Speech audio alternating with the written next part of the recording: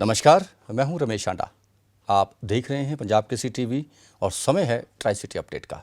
सबसे पहले खास खबरें। मोहाली जिले की तीनों सीटों पर आपकी जीत, ढोल की थाप पर खूब नाचे कार्यकर्ता।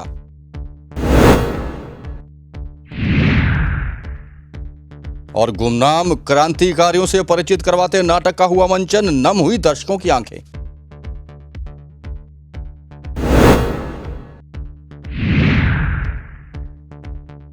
नेशनल लोक अदालत में निपटाए गए 1717 मामले, जिला अदालत में हुआ था आयोजन। और अब खबरें विस्तार से। पंजाब में आम आदमी पार्टी ने सभी दलों का सुपड़ा साफ कर दिया है। पंजाब में अब आम आदमी पार्टी की सरकार बनेगी और मुख्यमंत्री होंगे भगवंत मान। पंजाब में आम आदमी पार्टी को मिली अप्रत्यक्ष जीत को लेकर के कार्यकर्ताओं में खासा जोश दिख रहा है। मोहाली की तीनों खरड़, डेराबस्सी और मोहाली की सीटें भी आपके खाते में गई है, जिसके बाद कार्यकर्ताओं ने पार्टी मुख्यालय सेक्टर 39 में ढोल की थाप पर खूब नाच गाना किया। क्या कहा आम आदमी पार्टी के कार्यकर्ताओं और नेताओं ने इस जीत के बाद, आइए सुनाते हैं।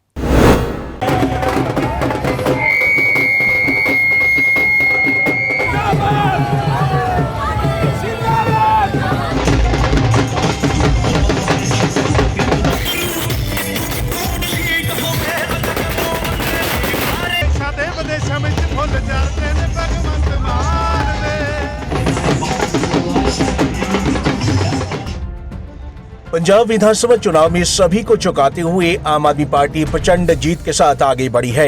पार्टी के सीएम कैंडिडेट भगवंत मान अपनी सीट धुरी से जीत दर्ज कर चुके हैं। प्रदेश में सत्ताधारी कांग्रेस का बुरा हाल है। वहीं चंडीगढ़ में भी आम आदमी पार्टी की जीत का जश्न देखने को मिला। सेक्टर 39 के आम आदमी पार्टी के ऑफिस में कार्यकर्ताओं ने जमकर जश्न मनाया। कहीं जनता ढोल की थाप पर नाचती हुई नजर आई तो कहीं गाने पर ठुमके लगा रही है। वहीं आपकी जीत पर पार्टी ऑफिस के बाहर जमकर पटाखे भी फोड़े गए। इस जीत पर आम आदमी पार्टी के कार्यकर्ताओं का क्या कहना है, आप भी सुनिए। जित आम लोगों की जित है, इस करके जनता नूं पूरा जोर ला के आम आदमी पार्टी ने जिताया। 2024 देख रहे हैं, पंजाब हमेशा पहल करदा, ਅਸੀਂ ਪਹਿਲ ਕੀਤੀ ਆ। ਮੁੱਖ ਮੰਤਰੀ ਚੰਨੀ ਨੂੰ ਚਮਕੌਰ ਹਲਕੇ ਦੇ ਵਿੱਚ ਹਰਾਉਣ ਜਾ ਰਹੇ ਆ, ਕਿਉਂਕਿ ਇਹਦੇ ਵਿੱਚ ਇਹ ਆ ਬੋਤਲਾਂ ਦੁੱਧ ਚਾਹੁੰਦਾ ਸੀਗਾ। ਅੱਜ ਅਸੀਂ ਮੁੱਖ ਮੰਤਰੀ ਨੂੰ ਬੋਤਲ 'ਚ ਬੰਦ ਕਰ ਲਿਆ।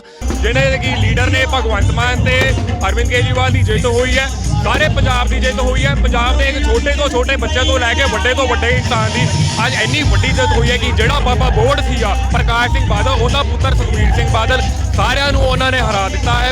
ਆਉਣ ਵਾਲਾ ਸਮਾਂ ਬਹੁਤ ਵਧੀਆ ਹੋਏਗਾ ਜੀ। ਪੰਜਾਬ ਦੇ ਲੋਕਾਂ ਨੇ ਜੋ ਫਤਵਾ ਦਿੱਤਾ ਹੈ, ਇਹ ਇੱਕ ਜਿਹੜੀਆਂ ਰਵਾਇਤੀ ਪਾਰਟੀਆਂ ਨੇ ਉਹਨਾਂ ਨੂੰ ਅੱਜ ਸਬਕ ਸਿਖਾ ਦਿੱਤਾ ਕਿ ਆਉਣ ਵਾਲੇ ਸਮੇਂ ਦੇ ਵਿੱਚ ਜਿਹੜੀ ਆਮ ਆਦਮੀ ਪਾਰਟੀ ਆ, ਜੋ ਇਹਨਾਂ ਨੇ ਗਰੰਟੀਆਂ ਦਿੱਤੀਆਂ ਨੇ ਉਹ ਪਹਿਲ ਦੇ आधार पर पूरी की जाएंगियां। करांगे काम सारे जी। पंजाब में बड़ा उलटफेर करते हुए आम आदमी पार्टी बड़ी जीत की ओर आगे बढ़ी है। जनता में खुशी का माहौल बना हुआ है। आपकी जीत पर जनता जश्न मना रही है। पंजाब केसरी टीवी के लिए चंडीगढ़ से भगवत सिंह की रिपोर्ट। 5 राज्यों में से 4 राज्यों में भारतीय जनता पार्टी को मिली जीत पर चंडीगढ़ में भी जश्न मनाया गया। जश्न के बाद यहां पार्टी अध्यक्ष अरुण सूद एक प्रेस कॉन्फ्रेंस का आयोजन किया, जिसमें उन्होंने कहा कि यह 2024 का सेमीफाइनल है, अभी फाइनल तो बाकी है। अरुण सूद से हमने भी खास बातचीत की, आइए सुनिए। 5 राज्यों में चुनावी नतीजे आने के बाद बीजेपी को 4 राज्यों में जीत मिली है, जिसका जश्न चंडीगढ़ बीजेपी कार्यालय सेक्टर 33 में भी देखा गया। यहाँ पार्टी कार्यालय कमलम में जीत का जश्न नाच कर मनाया गया। ढोल की थाप पर बीजेपी कार्यकर्ताओं के साथ साथ चंडीगढ़ की मेयर सरबजीत कौर भी थिरकती हुई नजर आई। इस दौरान जमकर बोलियां पाई गई और गिद्दा पाया गया। साथ ही जय श्री राम के भी नारे लगाए गए। वहीं बीजेपी प्रदेश अध्यक्ष अरुण सूद ने कहा कि ये बहुत बड़ी जीत है।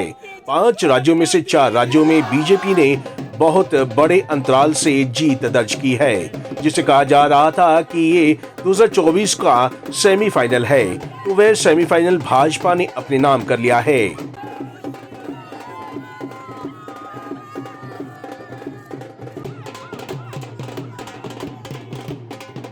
ऐसा जी कि चुनाव इस बार पंजाब में जो चुनाव के नतीजे आए हैं उसमें अगर हम देखें तो भारतीय जनता पार्टी ने पहली बार अपने दम पर चुनाव लड़ा था। उससे पहले 23 सीटों पर भारतीय जनता पार्टी चुनाव लड़ती थी, 117 में सब जगह पे चुनाव नहीं लड़ती थी। ये पहली एक शुरुआत की है और हम सब जानते हैं कि किसान आंदोलन की वजह से पंजाब में जो स्थितियां हैं वो भारतीय जनता पार्टी के अनुकूल नहीं थी, लेकिन भारतीय जनता पार्टी के नेतृत्व ने जहां भी हम चुनाव लड़ते हैं पूरा शीर्ष नेतृत्व जो है सब कार्यकर्ता लगते हैं। हमने पूर्ण प्रयास किया, लेकिन जिस प्रकार से जो जनता का मैंडेट है हम उसको स्वीकार करते हैं। लेकिन मैं इतनी बात ज़रूर कहूँगा कि जिस प्रकार से आम आदमी पार्टी ने दिल्ली में और चंडीगढ़ में भी एक प्रयास किया था, एक झूठ की राजनीति का, एक झूठ के पुलंदे बांधकर लोगों को बहकाने का एक प्रयास किया था। चंडीगढ़ में तो अंततः हम लोग मेयर बनाने में सफल रहे, भारतीय जनता पार्टी के मेयर बने हैं, आगे भी भारतीय जनता पार्टी के मेयर बनेंगे चंडीगढ़ में। पिछले 7 साल से हम लोग जो है चंडीगढ़ का विकास कर रहे हैं। लेकिन पंजाब में हमारी कोई पिछली बार भी हमारे 3 MLA थे, लगभग उसी स्थिति में हम लोग हैं। हमने अपनी पूरी कोशिश की सब कार्यकर्ताओं ने, लेकिन पंजाब में जिस प्रकार से एक अंडर करंट वेव थी आम आदमी पार्टी, मैं समझता हूँ कि जनता ने जो निर्णय लिया हम उसको स्वीकार करें। वहीं पंजाब में हार को लेकर बीजेपी प्रदेश अध्यक्ष ने कहा कि बीजेपी में उनकी शुरुआत है और ये शुरुआत उनकी काफी अच्छी हुई है। अगले 5 सालों में पंजाब में संगठन मजबूत होगा। बता दें कि पंजाब में आम आदमी पार्टी ने पूर्ण बहुमत के साथ सत्ता अपने नाम कर ली है। पंजाब केसरी टीवी के लिए चंडीगढ़ से भागवत सिंह की रिपोर्ट। कोरोना काल के 2 वर्षों के बाद पंजाब विश्वविद्यालय में भी अब रौनक लौटने लगी है। विश्वविद्यालय को स्टूडेंट्स के लिए खोल दिया गया है, जिसके बाद पंजाब विश्वविद्यालय का दिल कहे जाने वाला स्टूडेंट सेंटर भी अब फिर से माहौलमय हो गया है, जहां स्टूडेंट्स की भीड़ देखी जा रही है। बाजार फिर से खुल गए हैं, खाने पीने की दुकानें फिर से सज गई हैं और कॉफ़ी हाउस में भी टेबल लग गए हैं। आज देखते हैं रिपोर्ट।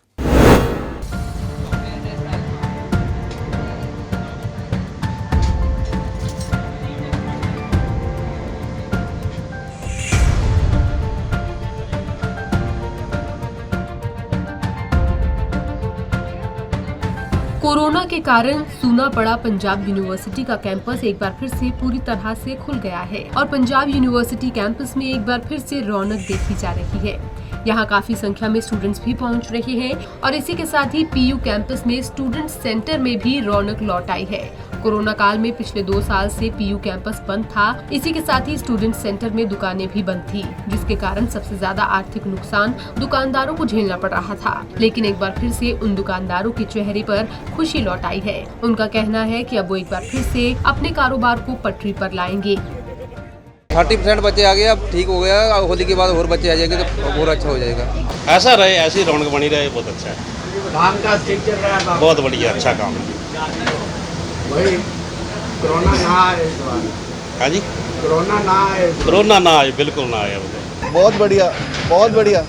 बच्चे खुश हैं, हम भी खुश हैं। बच्चे आएंगे तो हमें खुशी मिलेगी, बच्चे खुश होंगे, हम भी खुश होंगे। तो कैसी चल रही है दुकानदारी? अभी ठीक है, बढ़िया है, पहले से अच्छा है। अब अच्छा लग रहा है सर, पहले तो बड़े परेशान रहे 2 साल तो।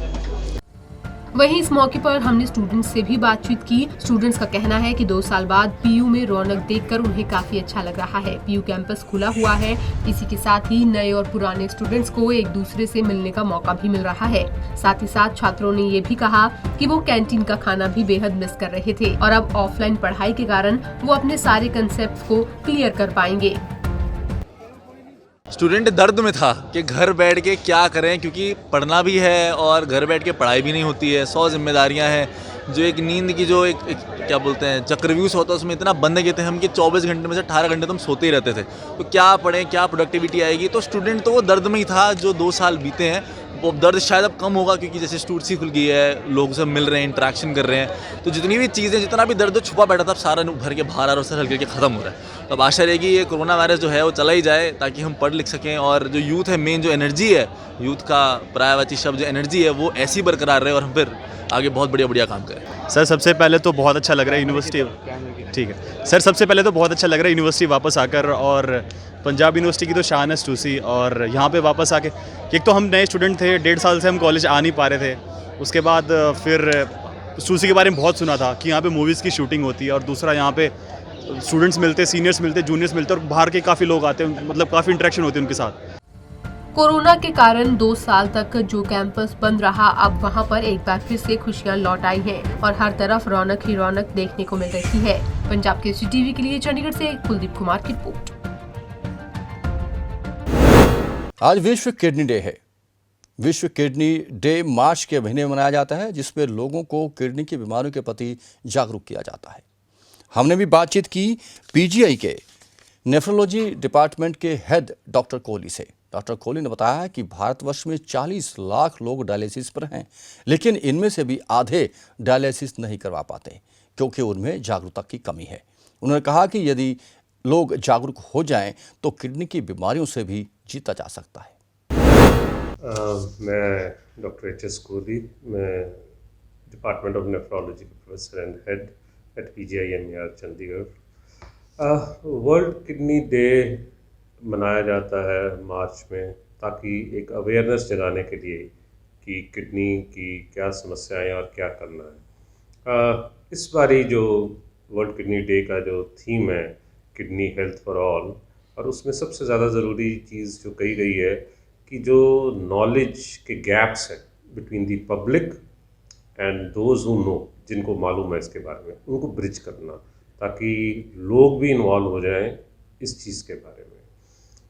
इसकी ज़रूरत सिर्फ आप इससे जान सकते हैं कि अगर हम अंदाज़ा लगाएं कि क्रॉनिक किडनी डिजीज़ का मतलब है जो कि इरिवर्सिबल है, वापस नहीं जाएगी, धीरे धीरे बढ़ेगी। आज की तारीख में भी अराउंड हिंदुस्तान में 10 करोड़ के लोग होंगे जिनको ये है, और हर साल 3 लाख के करीब लोग हैं वो इस स्टेज पे पहुंच जाते हैं जहां उनको डायलिसिस और किडनी ट्रांसप्लांट चाहिए। हमारा मकसद और वर्ल्ड किडनी डे का मकसद सिर्फ यही है कि ये वहाँ तक ना पहुँचे या बिल्कुल स्लो कर दें हम इस चीज़ को, ताकि इसके बारे में उनको जागरूक करना। क्योंकि डायलिसिस ट्रांसप्लांट जब वाली नौबत आ जाती है, काफ़ी बुरा लगता है कि उसमें से कम 70% लोगों को तो शायद वो नसीब ही नहीं होता। 10 से 30%, मालूम नहीं एग्जैक्ट फिगर क्या है। तो वो एक बहुत बड़ी समस्या है हमारे जैसे कंट्री के लिए। इसलिए फोकस हमारा होना चाहिए कि जल्दी से जल्दी बीमारी को डिटेक्ट करो, प्रिवेंट करो, और जैसे मैं कहता हूँ कि इस गाड़ी में ब्रेक लगाओ, थोड़े से एक्सेलरेटर मत दबने दो, क्योंकि इसमें रिवर्स गियर नहीं है। पहली चीज़ तो यह है कि जो हमारे लोगों का सोचना है, कम गोलियां खाना, कम टेस्ट कराना, कम डॉक्टर के पास जाना, ये हमारी सोसाइटी में, तो हम एकदम तो इसको बदल नहीं पाएंगे। तो इसलिए कोई फ़ायदा नहीं है कि हम ये बोलें कि नहीं जी हर व्यक्ति को टेस्ट करा लेना चाहिए, वो तो फुटाइल होगा, कोई फ़ायदा नहीं होने वाला उसका। इसलिए हम जिसको बोलते हैं कि रेड फ्लैग, यानी कि लाल झंडी खड़ी हो जानी चाहिए। मान लीजिए किसी को डायबिटीज़ है, ब्लड प्रेशर हाई है, किसी को पथरी की बीमारी है, बार बार यूरिन में इन्फेक्शंस भी आ रही हैं, हार्ट की डिजीज़ है, या फैमिली में कोई ऐसी प्रॉब्लम है, इस ग्रुप को तो डेफिनेटली कंसल्ट भी करना चाहिए और अपना ब्लड और यूरिन दोनों टेस्ट कराना चाहिए। यहाँ पे मैं दोबारा एम्फेसिस दूंगा, ये जो कॉरपोरेट पैकेज, दूसरा पैकेज वगैरह में काफ़ी कुछ कवर हो जाता है, लेकिन यूरिन भी बहुत ज़्यादा ज़रूरी है। वो बता देता है कि किडनी के अंदर क्या लड़ाई चल रही है इस टाइम या नहीं चल रही। आपके सवाल में ही जवाब छुपा हुआ है, क्योंकि जैसे जैसे डायबिटीज़ बढ़ रही है, ये ऑलमोस्ट नंबर 1 कारण अब बन गया है इंडिया में भी किडनी फेलियर का, जो कि पहले नहीं था। तो आमतौर पे क्या होता है कि सारा का सारा जोर लगता है हार्ट पे, कि हार्ट के लिए सारी दुनिया टेस्ट कराती रहती है। वो इसलिए क्योंकि उसका डर होता है सडन डेथ, उससे हमें डर लगता है। जबकि बाकी सारी चीज़ें जो डायबिटीज़ की वजह से, या चाहे आँखों का चेंज आना, चाहे किडनी में चेंज आता है, ये धीमा धीमा प्रोसेस होता है। इसलिए ज़रा ये साइड में रह जाता है। तो इस वजह से कल को कोई अपना आइज़ चेकअप भी कराने जा रहा है और डायबिटिक है, तो आमतौर पर उसको आइज़ चेकअप में खाली चश्मा, कैटरेक्ट नहीं, पीछे पर्दा है, क्या उसमें आँखों में चेंजेस हैं कि नहीं चेंजेस हैं। हाँ, अगर उसमें चेंजेस हैं 70% चांसेस है कि शायद किडनीज में भी चेंजेस होंगे। सिमिलरली किडनी में, जैसे मैं पहले ही कह रहा था कि जो वर्ल्ड किडनी डे का मकसद है कि हम इस स्टेज तक ना पहुँचे, लेकिन समहाउ हमें इस स्टेज को भी एड्रेस करना बहुत ज़रूरी है। ये घर में किडनी देने वाला कोई नहीं है, ये हमारी सोसाइटी का चेंज है। अगर आज भी हम जितने पेशेंट्स को देखते हैं जो गांव के बैकग्राउंड से हैं, वहाँ पे इतनी समस्या नहीं आती किडनी देने वालों को, रिलेटिव्स में। लेकिन अगर हम अर्बन बैकग्राउंड में देखते हैं, शहरों में, हाँ, वहाँ समस्या आती है। तो आमतौर पे हम क्या कहते हैं कि मरीज़ों को ज़रूर बोलते हैं कि आप एक बारी बात करिए अपने घर में। हम मान लेते हैं क्योंकि हमारे इनसे रिश्ते नाते ठीक नहीं हैं, कम आना जाना है, ये तो देंगे कहाँ, तो हम पहले ही मान लेते हैं। पर मेरा अभी भी मानना है कि दुनिया में बहुत अच्छे लोग होते हैं। हाँ, 10-1% नहीं होंगे अच्छे, उसकी वजह से 90% को मत जोड़िएगा। बहुत लोग हैं जो बहुत कुछ करना चाहते हैं किसी भी फॉर्म में, तो ज़रूर पूछिएगा कि आपके विद इन रिलेटिव्स कौन किडनी देना चाहते हैं, बजाय कि मान के चलिए कि नहीं कोई देने वाला है ही नहीं हमारे घर में। आमतौर पे कुछ इसमें सच्चाई भी है, लेकिन कुछ शायद हम इजी वे आउट ढूंढते हैं कि कौन है देने वाला। इनवेरिएबली स्पाउस वही देने वाली होती है, तो चलो ख़त्म, बाकियों से हम पूछते हैं। अंगदान कितना महत्वपूर्ण है आज की डेट में भारतवर्ष में? अभी मैंने आपको बताया कि अगर 3 लाख लोग हर साल इस स्टेज पे पहुंच जाते हैं जिनको डायलिसिस या किडनी ट्रांसप्लांट चाहिए, तो इसमें से किडनी ट्रांसप्लांट तो 6500 में होता है सिर्फ। तो आप सोच सकते हैं कितना बड़ा गैप है, बहुत ज़्यादा बड़ा गैप आ गया। और किडनी डोनेशन से, क्योंकि किडनी डोनर के जितने टेस्ट होते हैं शायद किसी और व्यक्ति के नहीं होते कि उसको कोई नुकसान ना पहुंचे, तो इस वजह से किडनी डोनेशन ओवरऑल सेफ है। और हॉस्पिटल में भी कोई स्टे लंबा नहीं है, 4 दिन के अंदर, 3 दिन के अंदर ही डिस्चार्ज हो जाते हैं। हाँ, सिर्फ जो असली चीज़ चाहिए, एक देने की भावना कि हाँ। कोरोना काल के बाद सुखना लेक भी अब आम लोगों के लिए खुल गई है, जहां बोटिंग भी शुरू हो चुकी है और दुकानें भी फिर से खुल गई हैं। लेकिन यहां आने वाले पर्यटक खासे परेशान दिख रहे हैं, जिनकी परेशानी का कारण है यहां पर दिए जाने वाला कैश कार्ड। जी हां, अगर आपको सिडको के किसी भी स्टॉल से खान पान के सामान लेना है या झूले झूलने हैं या फिर कुछ और करना है, तो आपको कैश कार्ड बनवाना होगा। कैश कार्ड बनवाने के लिए आपको लंबी कतार में खड़ा होना पड़ेगा। जितने के आप पैसे देंगे उतने का आपको कार्ड मिलेगा। कार्ड बनवाने के बाद अगर उस कार्ड में पैसे बचते हैं तो वापस लेने के लिए आपको फिर से बूथ की कतार में खड़ा होना पड़ेगा। मुसीबतें यहीं ख़त्म नहीं होती। बूथ की कतार में खड़े लोगों को उस समय और परेशानी होती है जब बूथ में बैठा व्यक्ति कहता है कि यहाँ सिर्फ पैसे वापस मिलते हैं। नया कार्ड बनवाने के लिए दूसरी विंडो पर जाना होगा, क्योंकि यहाँ बनी दोनों विंडो के बाहर कुछ लिखा ही नहीं। किस विंडो पे पैसे रिटर्न होंगे और किस विंडो में कार्ड बनेगा, यह भी नहीं लिखा, जो कि लोगों की परेशानियों का सबब बना हुआ है। लोगों को तपती धूप में 15 से 20 मिनट तक कतार में खड़े होना पड़ रहा है, पहले कूपन लेने के लिए और फिर पैसे वापस करने के लिए। लोगों की मांग है कि ऐसा नया सिस्टम शुरू करने से पहले इसका ट्रायल लेना चाहिए था, ताकि लोगों को इसकी परेशानी ना हो। लोगों का कहना था कि यह टोकन सिस्टम हर एक स्टॉल पर भी लगाया जा सकता है, जबकि उन स्टॉलों पर यह बूथ और कार्ड का सिस्टम नहीं होने के कारण खासी परेशानी होने वाली है। चंडीगढ़ की जिला अदालत में, लेबर कोर्ट में और अन्य अदालतों में आज नेशनल लोक अदालतों के तहत लोक अदालत लगाई गई। डिस्ट्रिक्ट कोर्ट में भी लोक अदालतें लगी, जो कि हाई कोर्ट के चीफ जस्टिस रविशंकर झा और जस्टिस रितु भारी के देखरेख में लगाई गई थी। इन लोक अदालतों के लिए लोगों को जानकारी देने के लिए जिला अदालत की हर फ्लोर पर हेल्प डेस्क भी बनाए गए थे। इन जिला अदालतों में 1717 मामलों का मौके पर ही निपटारा किया गया, जबकि 20,000 से अधिक मामले ऐसे भी थे जो कि प्री लिटिगेशन के थे। इनमें भी लोगों से एप्लीकेशंस ली गई हैं। यह जो फैसले हुए हैं यह दोनों पक्षों की रजामंदी से हुए हैं, जिसके बाद अब कोई भी पक्ष इसे अगली अदालत में चैलेंज नहीं कर सकता। आपको बता दें कि लोक अदालतों में लेन देन के, रिवॉर्ड के, भूमि अधिग्रहण के, किराएदार और मकान माल के, बिजली और पानी के बिलों के सहित सिविल कोर्ट के मामले भी निपटाए गए हैं। आइकॉनिक सप्ताह के तहत टैगोर थिएटर में देश को आज़ाद करने में अभूतपूर्व योगदान देने वाले गुमनाम क्रांतिकारियों से लोगों को परिचित करवाया जा रहा है। गुमनाम क्रांतिकारियों के किरदार से परिचित हुए लोग आंखें नम लेकर टैगोर थिएटर से बाहर निकले।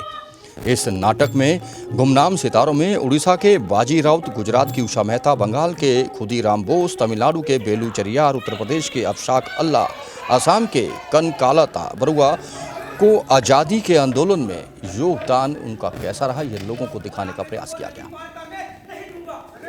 नाटक में किरदार दिल्ली से आए हुए थे, जिन्होंने क्रांतिकारियों के किरदार को बखूबी निभाया। आइए देखते हैं रिपोर्ट। बेसिकली अशफाक उल्लाह खां को जब मैंने पढ़ा, उनके बारे में जाना, तो वो एक शायर थे बहुत अच्छे, हसरत के नाम से बहुत ज़्यादा शायरी करते थे। एक शायर इंसान, शायराना कलाम से मोहब्बत करने वाला, वो जैसे देश से मोहब्बत करने लगता है, फिर देश के लिए बड़ा होकर के फांसी पर भी चढ़ता है, आज़ादी की लड़ाई में इतना बड़ा योगदान अपना देता है। तो वो एक जिसको जानना, उसको करना मेरे लिए बहुत अच्छा लगा। एक्चुअली में क्या होता है कि अनसंग हीरोज़ जिनको हम बहुत कम सुन पाए हैं, कुछ हीरोज़ ऐसे रहे हैं जिनको हम सब किताबों में पढ़ते हैं, लोग भी बताते हैं जिनके बारे में, लेकिन कुछ ऐसे हैं हमारे भारत में, अलग अलग रीजन में, अलग अलग स्टेट में आप चले जाएंगे, अभी उनके नाम आपको सिर्फ एक लोकल लेवल पे ही पता चलते हैं, लेकिन उनका योगदान बहुत बड़ा है। तो यहाँ पर जैसे कि हमको फर्स्ट टाइम ही एक नाम आया था बाजी राउत, जो कि उड़ीसा के थे, 12 साल के ही, अंग्रेज़ों ने उनको गोली मार दी थी। तो ये एक मतलब इतनी कम उम्र में एक देश के लिए लड़ना, फाइट करना, ये अपने में एक बहुत बड़ी बात है कि बच्चों के अंदर जो ज्वाला जो जन्म ली थी, वो कहीं ना कहीं देश में जो इतना उथल पुथल मचा हुआ था, अंग्रेज़ों का जो अत्याचार हो रहा था चारों तरफ से भारत, तो उसमें कुछ कुछ लोग निकल कर आए। इस नाटक में एक प्रोटैगनिस्ट है जिसका नाम है बेलू नाचियार, जो कि साउथ तमिलनाडु से हैं, और ये 70s की कहानी है जब इन्होंने अंग्रेज़ों से मतलब लड़ाई की है, फ्रीडम फाइटिंग की है। और अब अंत में मौसम की जानकारी। वीरवार को ट्राई सिटी में अधिकतम तापमान 28.9 डिग्री सेल्सियस और न्यूनतम तापमान 14.3 डिग्री सेल्सियस रिकॉर्ड किया गया। आने वाले 24 घंटों में भी मौसम का अनुमान है कि मौसम में किसी भी तरह का कोई परिवर्तन नहीं होगा। दिन में और रात में तापमान बढ़ सकता है। ट्राई सिटी अपडेट में अब तक के लिए बस इतना ही। देश और विदेश की हर खबर और जानकारी के लिए बने रहें पंजाब केसरी टीवी के साथ। हम फिर हाजिर होंगे ट्राई सिटी अपडेट लेकर। तब तक के लिए रमेश चांडा को दीजिए इजाजत। नमस्कार।